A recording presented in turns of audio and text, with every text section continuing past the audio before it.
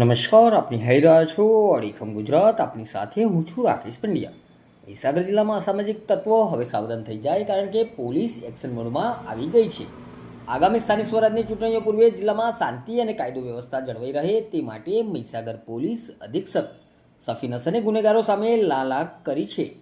કડાણા તાલુકાના એક રેડા ગુનેગાર સામે પોલીસે પાસાનું શસ્ત્ર ઉગામી તેને જેલના સળિયા ગણતો કરી દીધો છે.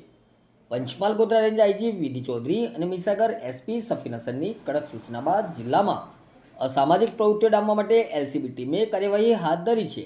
એલસીબી પીઆઈ એમ કે ખાંટ અને તેમની ટીમે કડાણા તાલુકાના મોટા બાગલિયા ગામના રહેવાસી વિક્રમ સોમાભાઈ માલીવાડ વિરુદ્ધ પુરાવાઓ એકઠા કર્યા હતા. આ ઈસમની સમાજ વિરોધી પ્રવૃત્તિઓ અટકાવવી અનિવાર્ય જણાતા તેની સામે પાસા દરખાસ્ત તૈયાર કરવામાં આવી હતી.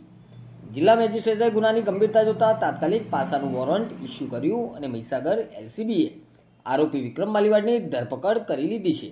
મહત્વની વાત એ છે કે આરોપીને મહીસાગરથી છેક કચ્છની મધ્યસ્થ જેલ ભુજ ખાતે મોકલી આપવામાં આવ્યો છે. પોલીસની આ કડક કાર્યવાહીને પગલે જિલ્લાના અસામાજિક તત્વોમાં ભારે ફફડાટ વ્યાપી ગયો છે. પોલીસ દ્વારા સ્પષ્ટ સંદેશ આપવામાં આવ્યો છે કે ચૂંટણી ટાણે કોઈપણ જિલ્લાની શાંતિ ડહોળવાનો પ્રયાસ કરશે તેની સામે આ જ રીતે કડક હાથે કાયદાકીય કાર્યવાહી કરવામાં આવશે. નમસ્કાર.